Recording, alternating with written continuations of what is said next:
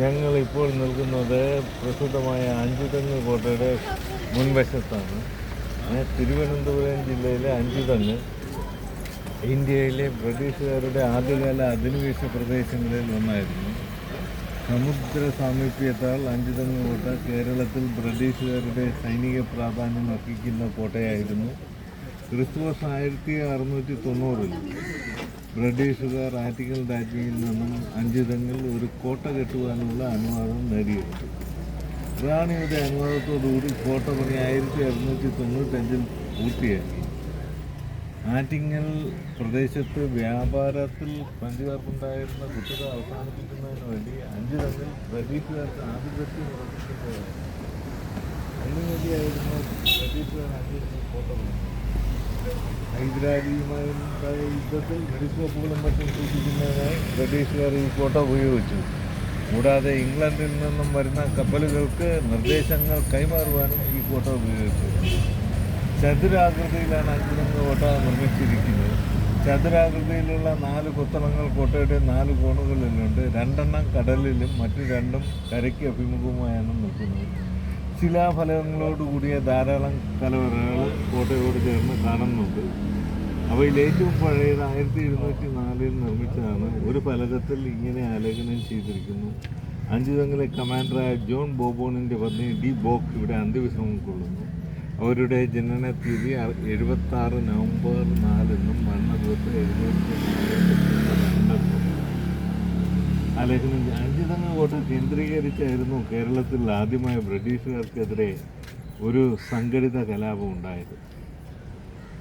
1721 രാജ്ഞിയെ കാണാൻ പോയ ഒരു സംഘം ബ്രിട്ടീഷുകാരെ നാട്ടുപ്രമാണിമാരുടെ നേതൃത്വത്തിൽ തദ്ദേശീയവാസികൾ ആക്രമിച്ച് കൊലപ്പെടുത്തി എന്ന് ഈ അത് ചരിത്രത്തെ വികലമായി എഴുതിയിരിക്കുന്നതാണ്. എന്തെന്നാൽ 1721 രാജ്ഞിയെ കാണാൻ പോയ ഒരു സംഘം ബ്രിട്ടീഷുകാരെ നാട്ടുപ്രമാണിമാരുടെ നേതൃത്വത്തിലല്ല, ഈ ബ്രിട്ടീഷുകാരുടെ ഉപദ്രവം കാരണം, കച്ചവടക്കാരായ ബ്രിട്ടീഷുകാരുടെ ഉപദ്രവം കാരണം പൊറുതുമുട്ടിയ ജനങ്ങൾ പല കളരികളുടെയും കളരി പ്രമുഖന്മാരാണ് അന്ന് ഈ നാട്ടിലെ പ്രമാണിമാരായിട്ടുണ്ടായിരുന്നത്. അവരായിരുന്നു രാജാവിന് സൈന്യത്തെ കൊടുക്കുന്നതും. രാജാവിനേക്കാൾ പ്രമുഖരായ കളരി പ്രമാണിമാരുണ്ടായിരുന്ന കാലഘട്ടമായിരുന്നു അന്നത്തെ.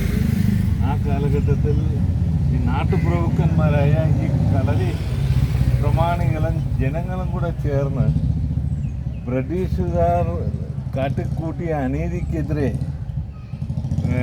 ആദ്യമായി കലാപം 1721 നടത്തുകയുണ്ടായി.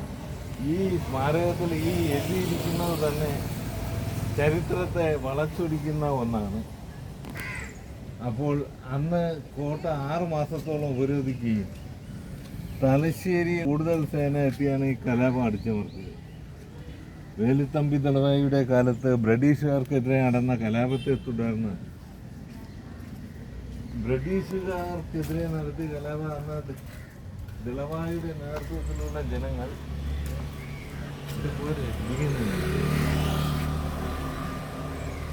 ദളവായുടെ നേതൃത്വത്തിൽ ജനങ്ങൾ ഉപരോധിക്കുകയാണ് ചെയ്തത്. ദളവായുടെ നേതൃത്വത്തിൽ ആയിരുന്നു ബ്രിട്ടീഷുകാർക്കെതിരെ ഉപരോധം ഏർപ്പെടുത്തിയത്. എന്നാൽ 1810 തിരുവിതാംകൂർ റെസിഡൻസ് ആയിരുന്ന മെക്കാല കോട്ട തിരിച്ചു പിടിച്ചു. അങ്ങനെ ഈ കോട്ടയെ ഉപരോധിച്ചത് പൊറുതുമുട്ടിയ ജനങ്ങളും കച്ചവടക്കാരും മറ്റും എല്ലാം ചേർന്നാണ്. മുസ്ലിം കച്ചവടക്കാരും എല്ലാം ചേർന്നാണ്. അത് കളരി ഗുരുക്കന്മാരുടെയും നാട്ടുപ്രമാണിമാരുടെയും നേതൃത്വത്തിലായിരുന്നു. അല്ലാതെ വെറും ഒരു കലാപകാരികളല്ല. ഈ ബ്രിട്ടീഷ് കച്ചവടക്കാരെ കൊണ്ട് പൊറുതുമുട്ടിയ ജനം സംഘടിച്ച് കോട്ടയെ ഉപരോധിക്കുകയാണ് ചെയ്തിട്ടുള്ളത്. ഈ സത്യാവസ്ഥ ഈ ഫലകത്തിൽ കാണുന്നില്ല. ആ സത്യാവസ്ഥ ഫലകത്തിൽ എഴുതി ചേർക്കാൻ ഇവിടുത്തെ ചരിത്ര കുതികളും സാംസ്കാരിക നായകന്മാരും ഒക്കെ ശ്രമിക്കണമെന്ന് അപേക്ഷിച്ചുകൊണ്ട് ഇനി കോട്ടയ്ക്കുള്ളിലേക്ക് കയറാം. പിടിക്കട്ടെ? പിടിക്കല്ലേ? അതെ. ഇത് വെട്ടുകല്ലുകൊണ്ട് വെട്ടുകല്ലിൽ പണിതാണ്. അതാണ്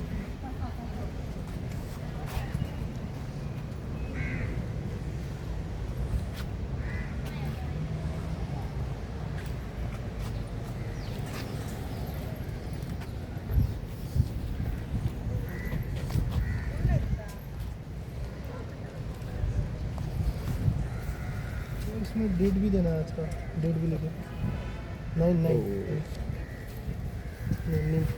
नहीं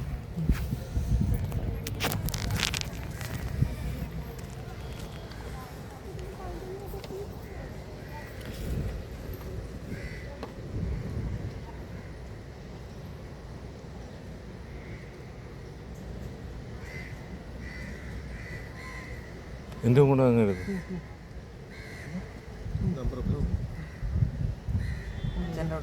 ഓ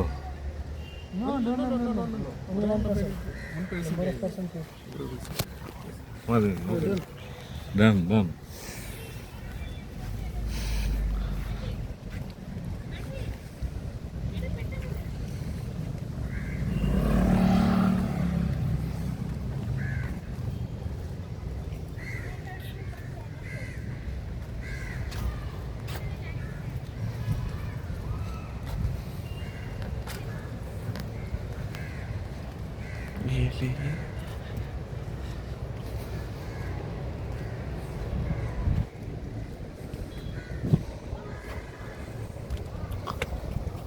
ഈ കോട്ടയുടെ മുകളിലോട്ട് കയറുവാനുള്ള കരിങ്കല്ലിലൂടെ നമ്മൾ മുകളിലോട്ട് കയറിക്കൊണ്ടിരിക്കുകയാണ്.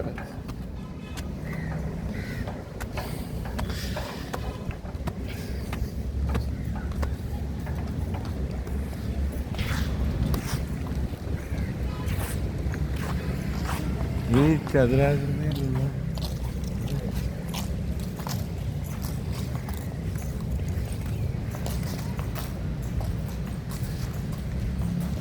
കാലത്ത് ഒരു പീരങ്കികളൊക്കെ സ്ഥാപിച്ചിട്ടുണ്ടായിരുന്നു.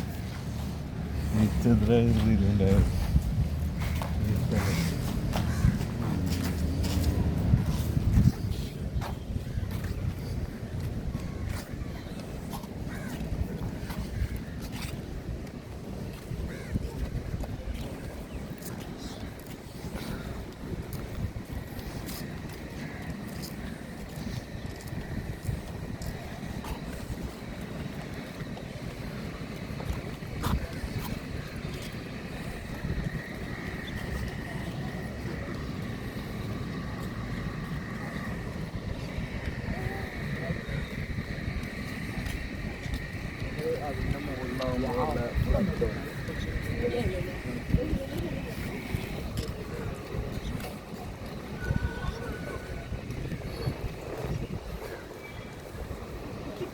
붙였잖아 그래.